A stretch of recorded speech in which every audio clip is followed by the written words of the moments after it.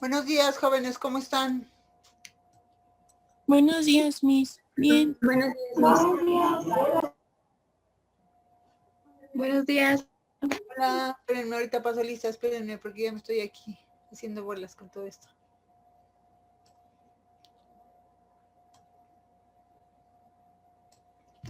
Ok, pues voy a pasar lista.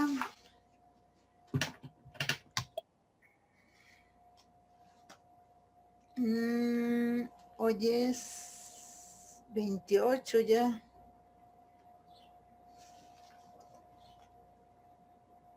Arellano Reyes. Presente. Díaz. Presente. Domingo. Flores. Presente. Presente. Gordián. Presente. Luna Varela. Presente. Inés Estelles. Presente. Montes González. Presente. Munguía Núñez. Presente. Ortiz Cortés. Presente. Reyes Rodríguez. Presente. Ok, Rojas Ochoa. No pudo estar, profa. Ok, Rojas Sánchez. Presente. Román Carrasco. Presente. Zampayo. Soledad Guzmán. Presente. Ceno Sánchez. Ceno Sánchez. González Venegas Jazmín.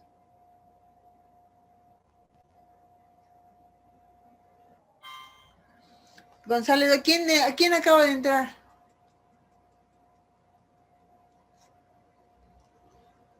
A ver, de las personas que acaban de entrar, o sea, a ver, me falta Domingo Gaona. Presente.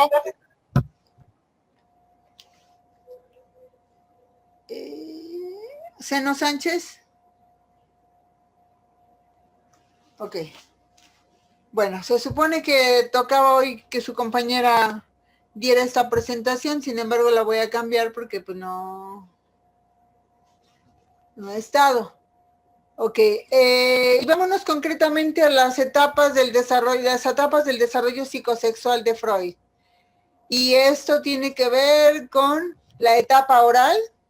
Eso es lo que su compañera hizo en su presentación, porque ella no había participado. Entonces, a ver, me voy a ir a algo que yo les iba a dar adicional, en lo que ella llega y explica. Las etapas del desarrollo psicosexual deben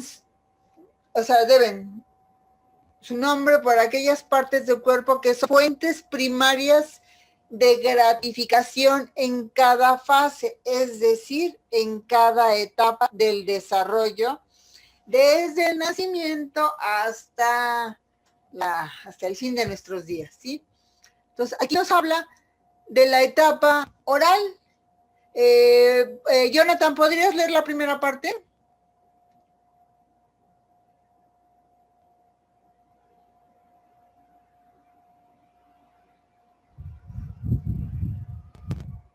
Jonathan a la 1. Jonathan a las 2. ¿Sí me escucha, profesora? A ver, ¿puedes leer la primera parte, perdón? ¿Sí me escucha? Sí, te escucho. Supongo sí. que todas te escuchan. Ok, ¿le puedes leer la primera parte? La etapa oral. Ajá. Ok, etapa oral. Desde el nacimiento hasta los 2 años de edad, el ser humano llega a este mundo trayendo consigo simplemente instintos, secuencias de comportamiento genético que le permiten sobrevivir. El bebé satisface sus primeras necesidades, Su de primera alimentación. necesidad. Perdón. No saben leer. No. De alimentación a través de la boca y el contacto con el pecho materno. Ok. Ese es el primer placer que tenemos, el comer. ¿O alguno de ustedes es feliz si no come? ¿O es feliz cuando tiene hambre? Hasta nos enojamos y nos ponemos de malas. Ok, pues eso es algo innato, algo desde el nacimiento. Que el primer placer está en el comer, en el succionar, en el mamar del pecho materno. Dice, durante esta etapa de narcisismo primario, los niños solo están interesados en la gratificación, son puro identificación y asocian el placer y la reducción de la tensión con el proceso de alimentación. Al final de esta etapa, luego que han salido los dientes, se incluye la satisfacción de los instintos agresivos como morder. Okay. ¿Alguien ha visto algo que de repente les dé cosita y quieran morder? Me parece que todos, ¿no? O el ver algún pastelillo, alguna cosa y empezamos a salivar, ¿no? Ok, ese es ese instinto agresivo de la polaridad de lo bueno con lo malo, de la noche con el día, como ya lo estuvimos viendo en las diapositivas que sus compañeras estuvieron dando. El niño solamente está interesado en la gratificación. ¿Por qué? Porque si se siente sucio, llora para que lo cambien. Si tiene hambre, llora para que le den alimento. Si se siente desamparado, llora para que lo carguen. A los bebés les gusta estar mucho en los brazos. Imagínense 9 meses en el vientre y de repente lo aviento a la cuna, pues como que no, ¿verdad? Entonces, esta es la etapa oral que va desde el nacimiento hasta los 2 años. ¿Por qué hasta los 2 años? Que es la etapa sensoriomotriz que nos plantea Piaget, que lo van a tener que ver más adelante. Porque a partir de los 2 años, 18 meses, el niño empieza a hacer cosas y a tener intereses diferentes. Ok, en la etapa anal, que va desde los 2 a los 3 años, más o menos, ok, acuérdense que los niños han cambiado mucho y ahora hacen cosas diferentes, ya vienen con un chip integrado de que son extremadamente abusadillos. Ok, en esta edad es cuando empezamos con el control de esfínter de los niños, o sea, tanto para hacer pipí como para hacer popó. Más para hacer popó porque muchas veces el niño puede aprender a hacer pipí antes. Dice que el niño inicia ese control de esfínteres, aprender que al tener mayor control recibe más atención y caricias. Al mismo tiempo, la inquietud de los padres permite al niño exigir atención por el control logrado como por los errores en que se incurra. Okay.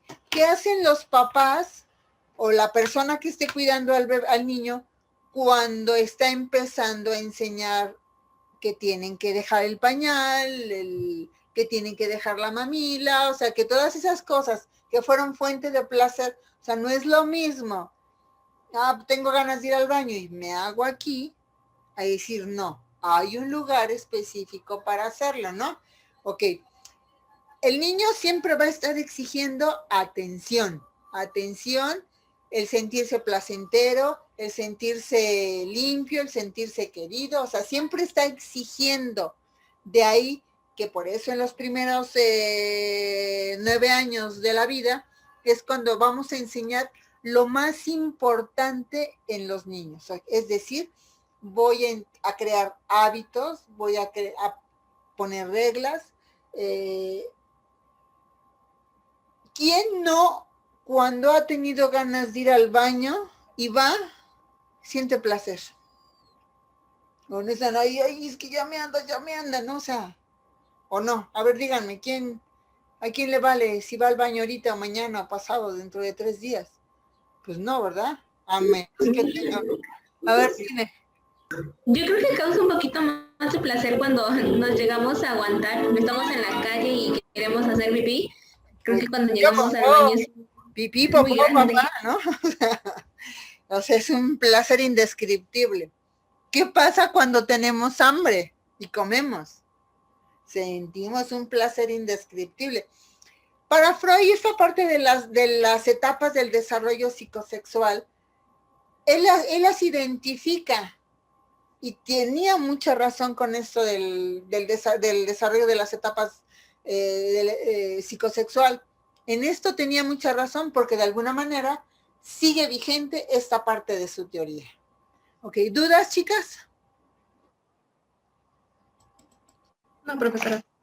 Ok, la etapa fálica, que esa es como que la controversia, porque a veces fálico lo confunden con pene, que para Freud ese era algo en lo que estaba completamente equivocado, porque decía que el hombre, porque tenía pene, tenía cierto control o cierto poder, cuando en realidad el falo es poder, y puede haber una mujer fálica, una mujer que controla, una mujer que seduce, una mujer que... Sin embargo, en esta parte de la etapa fálica de Freud, a ver, Brenda y Samar, ¿lo puedes leer hasta la parte de falo? Etapa fálica. Va desde los 3 años y medio hasta los 6 años. Freud especifica con el término fase fálica la primera maduración genital, que se caracteriza por la dominación imaginaria del atributo fálico y por el goce masturbatorio. Localiza este goce en la mujer en el clítoris, promovido así a la función del falo. Ok. Genéticamente sabemos que en las etapas del desarrollo embrionario, si va a ser hombre o va a ser mujer, finalmente o se convierte en un pene o se convierte en un clítoris. El clítoris se desarrolla menos que la parte del pene, pero viene más o menos de lo mismo, ¿sí? Ok, se caracteriza por la masturbación y deseos dirigidos a los padres, y hablamos del complejo de Edipo. A ver, ¿qué dijimos que era el complejo de Edipo? ¿Alguien a quien le tocó? A ver. Chicas, ¿quién me dice?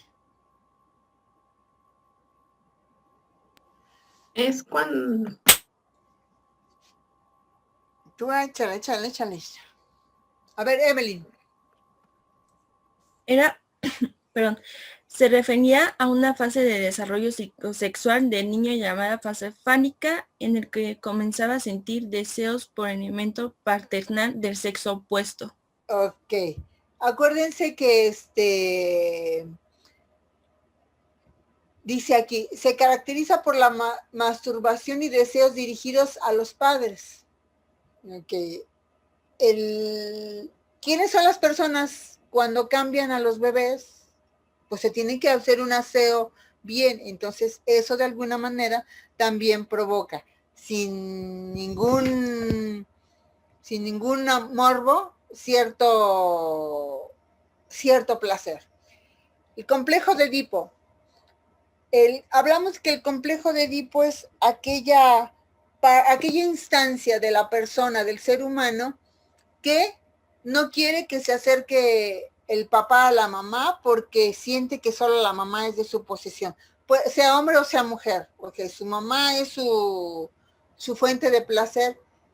Y se habla de la castración simbólica, no de cortar aquellín, sino de la castración simbólica, de que el padre tiene que hacer ver al niño que tú debes de tener tu cuarto, tú debes de dormir en tu cama, de ahí que por eso es bien importante que a los 3 años de edad, máximo, porque eso tiene que hacerse desde tempranas etapas del niño, hay que mandarlo a su cama a dormir. Si el niño, es en esta etapa entre los 3 y los 6 años, los niños tienden mucho a irse a dormir a las camas de los papás y ponerse en medio. Aquí tenemos que ir y explicarle al niño que tiene que dormir en su cama, que no puede estar entre el papá y la mamá. Y ahí se da cuenta, ahí se aprende lo que es el género, la diferencia que hay. Tú eres niña, yo soy niño. Tú eres hombre, mujer, ¿no?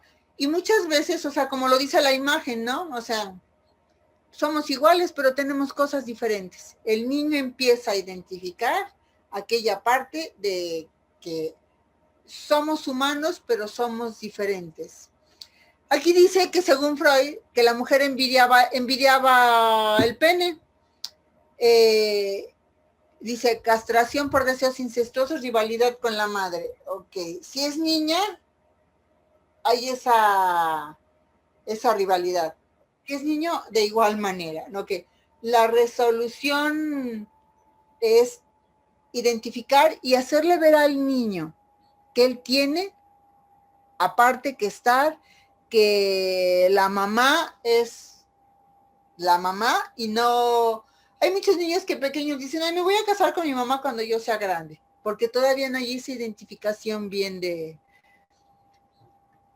Ok, entonces aquí es la identificación sexual del aprendizaje de género, que aquí nos damos cuenta qué somos, qué hacemos y quiénes somos, ¿sí? Periodo de latencia, ok. Dice, desde los 6 años hasta la aparición de la pubertad. La pubertad, ¿a qué edad dijimos que empieza la pubertad? ¿Alguien que me diga?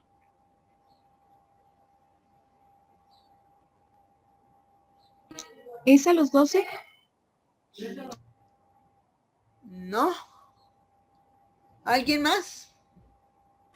¿A los 10? Ok, a ver.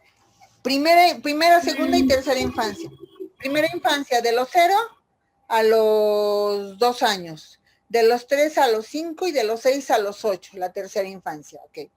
De los 8 a los 10, 11 años es el periodo de la pubertad. De los 12 a los 19, la adolescencia. De los 19 a los 25, 28, la adultez joven. De los 30 a los 40, la adultez madura, y así sucesivamente. Que la pubertad empieza a los 8 años. Depende del lugar de localización, del país, de muchas cosas, porque hay muchos autores que manejan diferentes etapas, diferentes edades. Ok, Diana, Laura, ¿puedes leer el segundo párrafo? Durante este tiempo el interés sexual se sublima, se debilita, los deseos no son atendidos por el yo y son exitosamente frenados por la conciencia moral. La escuela contribuye a esta sublimación del deseo sexual. Ok, no se le da tanto interés, sabemos que tienen genitalidad, pero no es importante. Es más, incluso cuando los niños de esa edad, entre 6 y 8, 10 años, ven besándose a sus papás y dicen, ay, qué asco. O sea, qué asco que se besen, ¿no? ¿Por qué? Pues porque todavía la libido no está desarrollada. ¿Por qué? Pues por la etapa en la que están. La etapa genital. A ver, Lucero Trinidad, ¿puedes leer, por favor?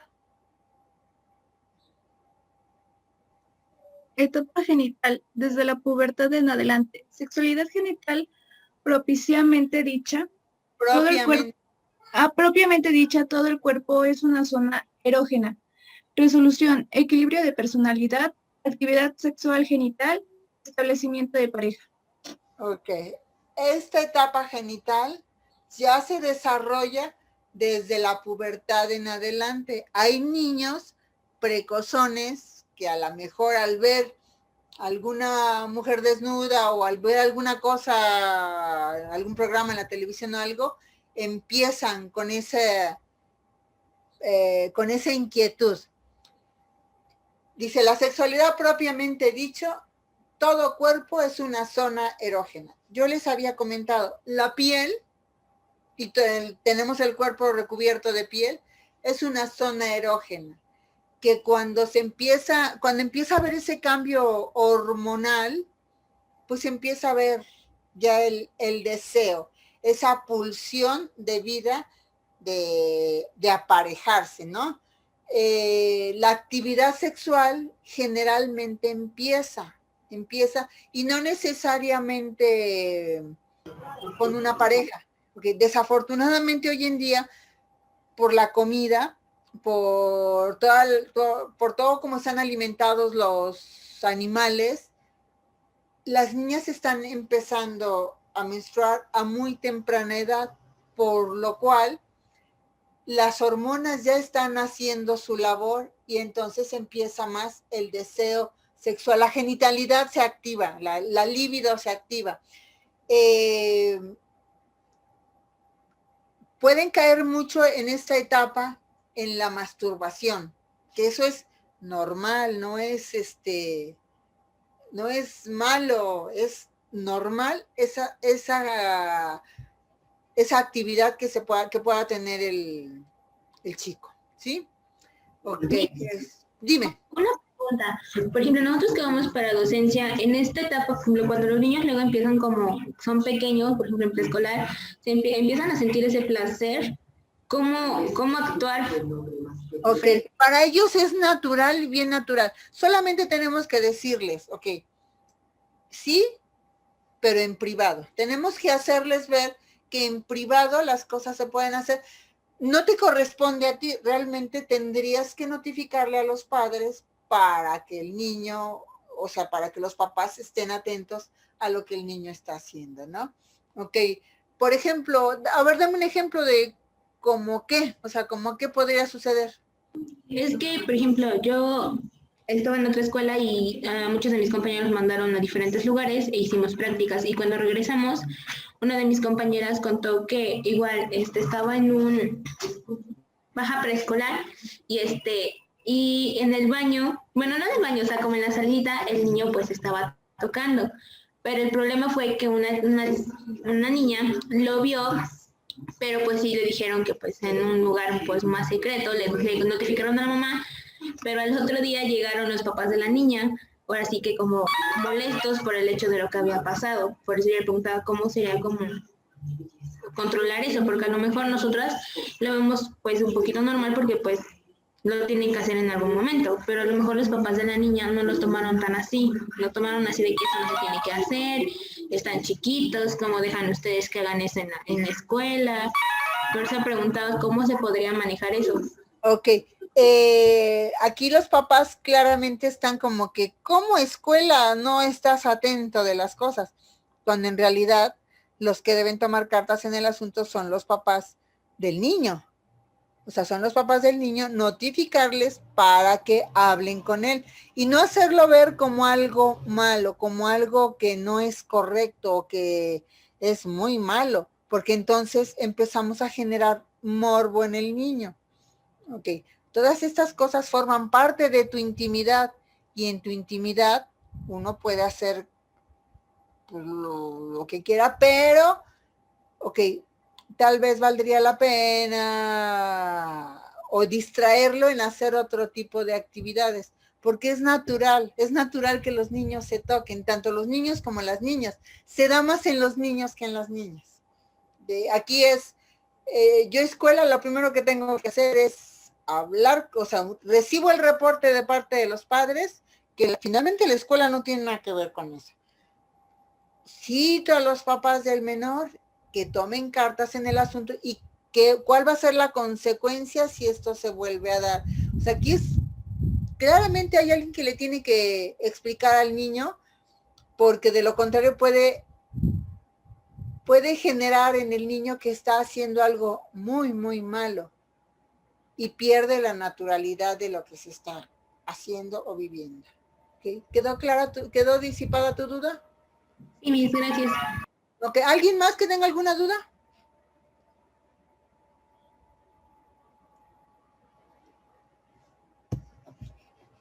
Ok, ¿ya está Seno Sánchez? Me parece que no iba a estar en esta clase.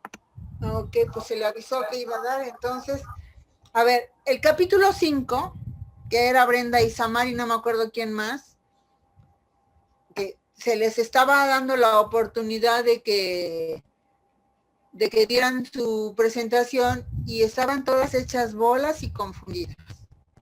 Entonces, ¿qué hacemos? ¿Cómo las califico? ¿Cómo califico esa parte con la parte del equipo 5?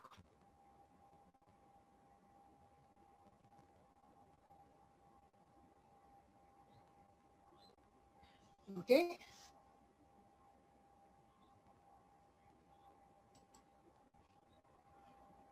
Vamos a empezar con las presentaciones de los, A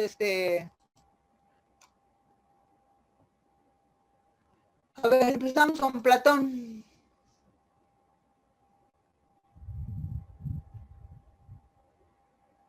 Miss, ¿quiere que yo, sí, quiere que yo la, ¿cómo se dice? ¿La transmita? ¿Perdón? ¿O quiere que yo la, ¿cómo se dice? ¿La ponga en la pantalla o usted? No, ya la puse, la de Platón ya la puse. ¿Así? ¿Ya la ven? No.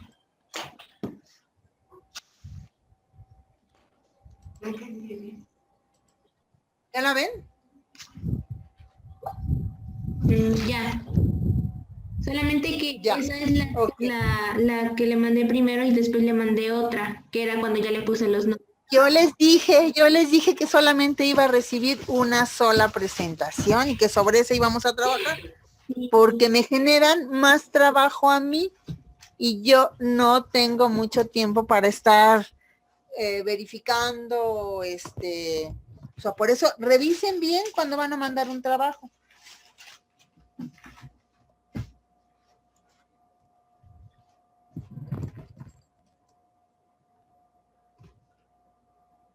¿Qué cambios le generaste? Le había puesto los nombres, bueno, el nombre del mío y el de mi compañera de acuerdo a las diapositivas. Porque eso era lo que me había faltado. No le- A ver, te dejo para que a ver, comparte tú. Sí.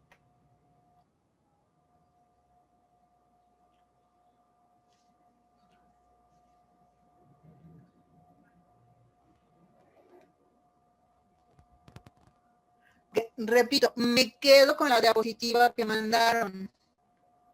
No puedo estar, pues yo me equivoqué, ahora le cambio. No, porque yo tengo horas específicas para dedicarme a revisar sus tareas y dedicarme a revisar sus cosas. Ok. Pregunta, ¿a estas diapositivas les pusieron preguntas? No, no todos tienen preguntas. Sí, todas tienen, bueno, las mías sí tienen preguntas. A ver, espero que compartas ya.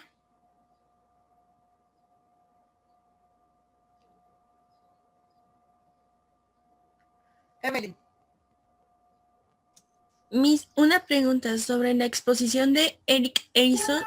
Tienen que ser 6 diapositivas por persona, ¿verdad?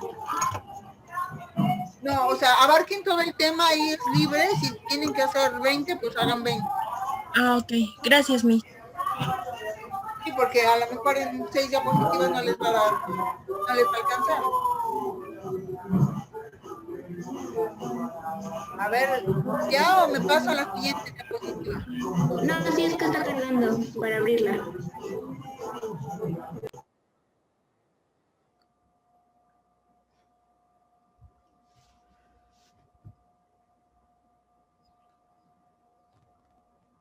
Dos minutos para que lo haga, si no, el que sigue. Es que se está trabando. Pero sí, sí la tengo. Entonces empezamos con... ¿Mande? Entonces seguimos con la que tengo yo. Ok. Porque si no, estamos perdiendo el tiempo. Ok. ¿Quién le tocó esta?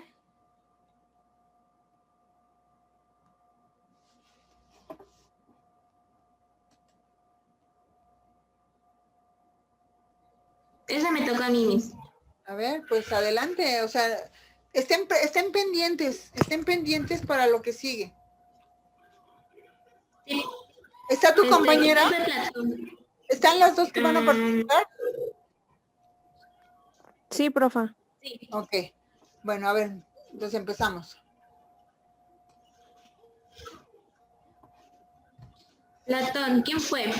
Fue un pensador griego pupilo de Sócrates y profesor de Aristóteles. Sus diferentes escritos se encargan de explorar la justicia, la belleza y la igualdad, y al mismo tiempo tocan temas relacionados con la estética, la filosofía, la política, la teología y la cosmología, la epistemología y la filosofía del lenguaje.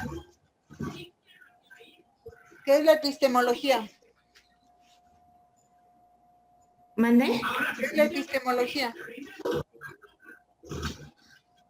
La epistemología es, ay, ¿cómo le digo? Es una materia en la cual nosotros podemos, ¿cómo lo explico? Me parece es una parte de la filosofía que estudia los principios fundamentales de los métodos del conocimiento humano, Ok, acuérdense, ya les dije 20,000 veces que busquen las palabras que no conozcan. Ok, ¿qué estudia la teología?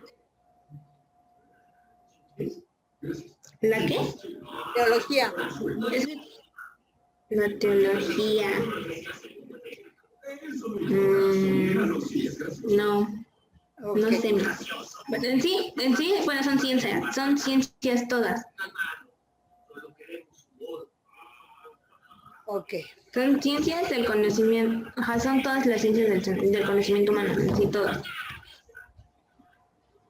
También fue un importante y reconocido filósofo griego que creó la academia y un gran número de diferentes obras filosóficas que han logrado obtener un alto grado en la percusión sin precedentes en el pensamiento occidental. También un dato que puse aquí fue que nació en el año 427 a.C., nació en Atenas, Grecia, murió en el año 347 a.C., e igual murió en Atenas, Grecia. Ok.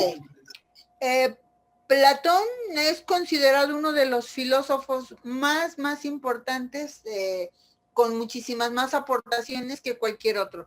Él tuvo mucha injerencia con la parte de la educación.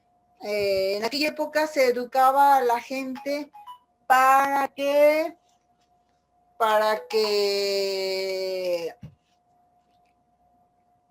ser trabajadores. Solamente los privilegiados podían estudiar y ser parte de los gobernantes. Entonces, hoy en día las cosas afortunadamente han cambiado. Sin embargo, Platón es alguien a que se le considera un filósofo sabio por todas las aportaciones que hizo al estudio de la humanidad.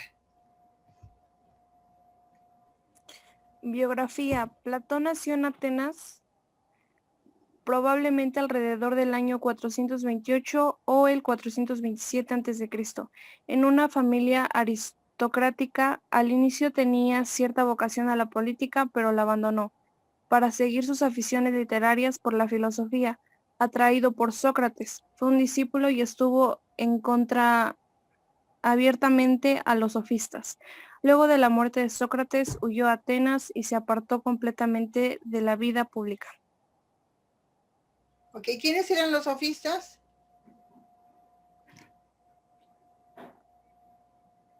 Los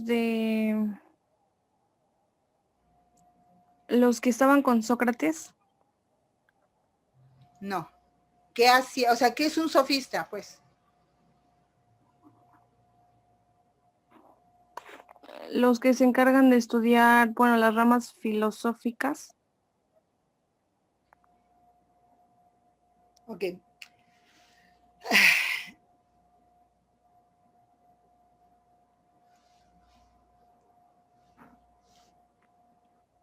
Ok, eran los que actuaban como maestros en aquella época. O sea, eran los que se les consideraban los maestros porque se supone que eran los sabios.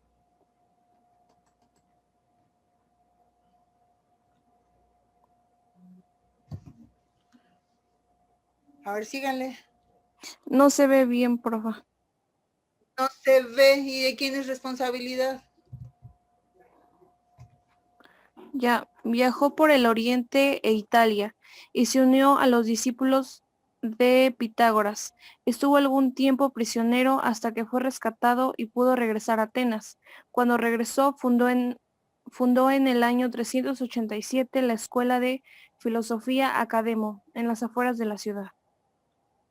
Ok, él tuvo mucha injerencia en la parte de la educación. Él era un aristócrata. A través de la historia, toda la política siempre ha sido exactamente igual. O sea, no ha habido muchos cambios, siempre el poder radica en el que tiene, en el que puede, y a las clases humildes únicamente se les educaba, entre comillas, se les entrenaba para ser trabajadores, para el trabajo fuerte y el trabajo pesado. Miss, ya tengo yo la presentación abierta. ¿Nos quedamos con ese entonces? Seguimos aquí con esto. Ok, características. Las características que hicieron a Platón único podrían ser las siguientes, que fue su filosofía, tenía una finalidad práctica y política, buscó dar una visión de la realidad y dar soluciones ante los problemas de cambio y permanencia, fundó la Academia de la Filosofía, Matemáticas, Astronomía y Ciencias Físicas, escribió más de 25 tratados, no le gustaba la música ni el arte, por lo que censuró muchos de ellos, trabajaba a la mujer con igualdad. Para él los gobernantes no trataba. ¿Mande? Ha de haber sido trataba. Porque trabajaba a la mujer con igualdad no tiene mucho sentido. Ok.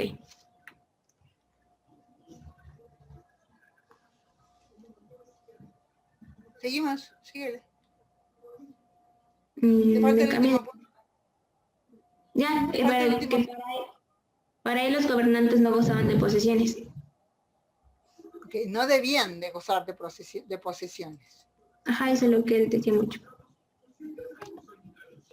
Filosofía, pensamiento. Su pensamiento representa el dualismo, pues para él había dos mundos opuestos. Su pensamiento defendido que el conocimiento de las cosas se lograban por medio de la dialéctica y lo define como el pensamiento defendió. Lee bien, por favor.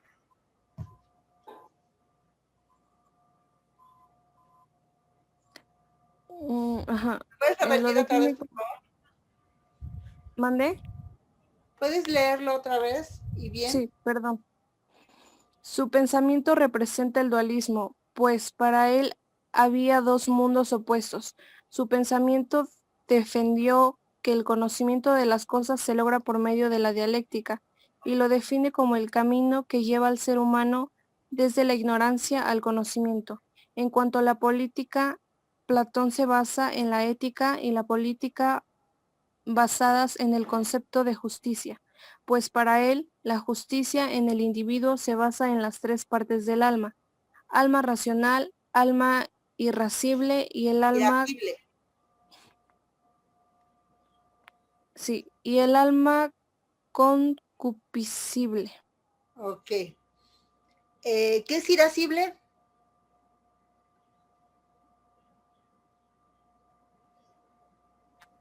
No lo investigué, profe. Ok. ¿Qué es concupiscible?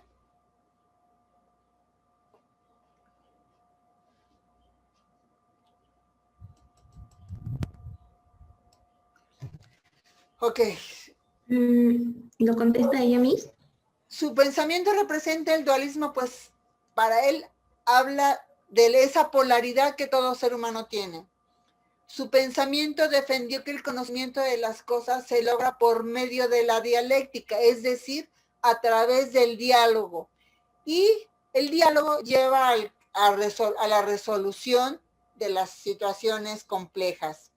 Ok, el que conoce, el que sabe, tiene poder. Hay un dicho que dice que el conocimiento es poder. Entonces, a mayor conocimiento, pues mayor control o sabiduría o conocimiento se tiene. La política para él tenía que ser ética. O sea, ética completamente. O sea, no podemos tener posesiones, tenemos que gobernar para todos por igual. Dice que el alma racional, el que piensa, el que reflexiona, El alma irascible, aquella conducta de enojo, de molestia. Dice que las personas se vuelven irascibles cuando no están de acuerdo con lo que nos enojamos. O sea, el alma que se llena de enojo y de molestia. Y el alma concupiscible. ¿Qué quiere decir esto? La concupiscencia tiene que ver con esos placeres mundanos que el ser humano tiene. Entonces, eso es una realidad que tiene que ver con el yo y el super yo. Si lo empiezan a asociar, se van a dar cuenta de esa parte. El pensamiento de Platón estuvo muy influenciado por la filosofía pitagórica desde sus inicios. Para Platón era el alma y no el cuerpo, lo que era la verdadera esencia del ser. De hecho, el cuerpo era un estorbo en la búsqueda de la verdad y la amplia expresión del ser, en su faceta más esencial. Platón estimaba que el alma venía de una dimensión más elevada en donde habría estado en contacto con la verdad. En algún momento, el alma se entregó a placeres bajos y, como consecuencias de ello, se vio obligado a reducirse al mundo conocido. Quedaba aprisionada dentro del cuerpo. Ok. Para él, el que era esencial, o sea, la parte interna, la parte que no podemos ver del ser humano y no la apariencia física. No porque estás guapa o guapo, ya eres una buena persona. O sea, él veía muchísimo más allá de lo que, o sea, más la parte interna del ser humano, que a lo mejor su filosofía, por eso sigue tan vigente hoy en día, porque en realidad su pensamiento es lo que debe ser según la mayoría de los teóricos. El alma, aquello intangible, aquello que no sabemos en realidad cómo es esa parte del ser humano que lo maneja, aquel instinto, aquella pulsión de hacer las cosas lo mejor posible. Teoría. Su filosofía se fundamentó en la teoría de las ideas por medio del cual articulaba todo su pensamiento. Veía dos formas de ver la realidad, una intangible, la cual denominaba idea y que... Inteligible, dice. Inteligible, perdón, a la cual denominaba idea y que para él era inmaterial y eterna, ajena al cambio y sensible, y una sensible que estaba formada por las cosas con características materiales que podrían ser sometidas a los cambios y destrucción.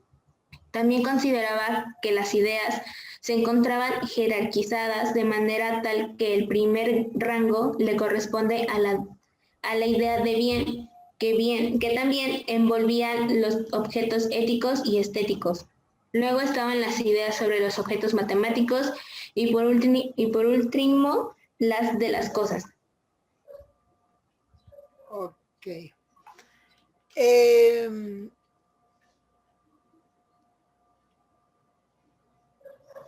Siempre va a haber esa dualidad en el ser humano. Lo que podemos tocar y lo que no podemos ver. Como por ejemplo, algo que es intangible, que es abstracto. Que lo abstracto es aquello que no podemos ni tocar ni ver. Por ejemplo, Dios es abstracto. El alma es abstracta, es intangible, no lo podemos ver. Y aquí habla de eso, del alma y del cuerpo.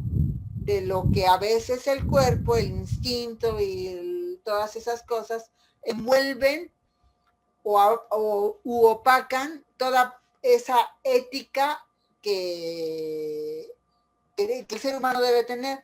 Todos nacemos con ese chip de que si es bueno o es malo. Muchas cosas no nos lo tienen que enseñar. Lo sabemos por instinto. Ok. Para Platón, él era un esteta, es decir, amaba todo lo que era bello. Y yo creo que cualquiera, ¿no? Yo creo que cualquiera le gusta lo bonito y no lo feo.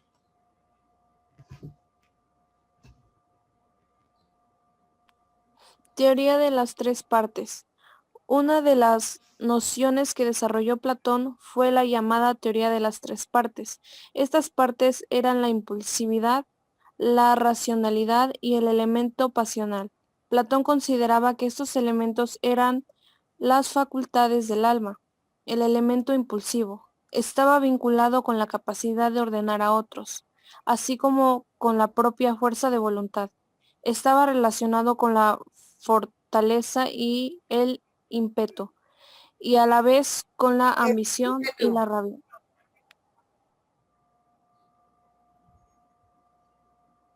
Ok. Chicas, por favor les pido que verifiquen bien su ortografía y vean si están copiando o transcribiendo bien.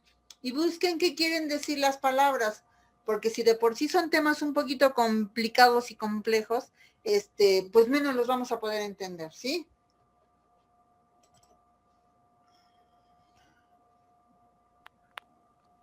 La racionalidad era la que Platón consideraba como la facultad superior de entre todas las demás. Se relacionaba con la inteligencia y la sabiduría, y según Platón eran los filósofos quienes poseían esta facultad más desarrollada. Por último, el elemento pasional era el más inferior de todos los demás y estaba vinculado con el impulso natural a evitar el dolor, así como la búsqueda del placer. Platón indicaba que este elemento promovía el gusto por los bienes de carácter material, Material. lo que obstaculizaba la búsqueda de la verdad y la esencia de las cosas. Ok, ¿a qué les suena a todo esto que aparece en este recuadro? A esa parte de que el ser humano siempre está buscando el placer, que tiene que ver con la teoría de Freud. Sin embargo, ya desde Platón, desde antes de Cristo, Platón ya lo había identificado, ¿no? A lo mejor, seguramente Freud estudió mucho filosofía y por eso es que él trata de desarrollar su teoría, ¿no? Dice, el gusto por los bienes de carácter material. Todos los seres humanos tienen un gusto o tenemos un gusto por las cosas de carácter material. ¿O alguno de ustedes no le interesan las cosas materiales? O sea, se viste con lo que le dejan sus hermanos o con lo que le regalan. No, siempre buscamos el vernos bien. Y cuando vamos a comprar algo hasta nos gusta, ¿o no? ¿O a alguien no le interesa la parte material en ningún sentido?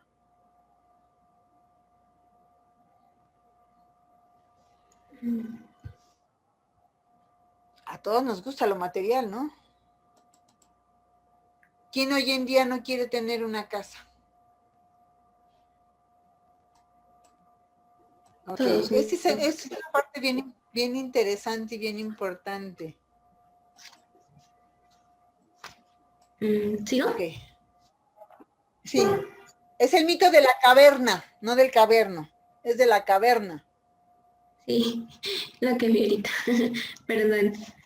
El mito de la caverna de Platón. La alegoría de la caverna está considerada como una de las más conocidas. ¿Mandé? Alegoría. La alegoría. No la alegoría, a la alegoría. La alegoría de la caverna está considerada como una de las más conocidas de la filosofía. Platón desarrolla una explicación metafórica en el inicio del séptimo libro. 6, perdón. Libro de la República que explica la teoría de cómo se pueden captar la existencia de los dos mundos, el mundo sensible conocido a través de los sentidos y el inteligible alcanzable solamente mediante el uso de la razón. Alegorías sobre la situación en que se encuentra el ser humano respecto al conocimiento. Ok, ¿qué es una alegoría? A ver, a ti que te tocó hacer esto, ¿qué es una alegoría? ¿Una alegoría? con la Ajá. ciencia. Una alegoría es, ¿Qué es una alegoría? es una representación en sí. Es una representación de algo o de cosas. Ok, que tiene un significado simbólico, que es lo más importante. Es una representación que nos da un significado simbólico. Ok, hay un video que se llama La caverna de Platón. Ok. Véanlo y vean el mensaje que de alguna manera quiere dar.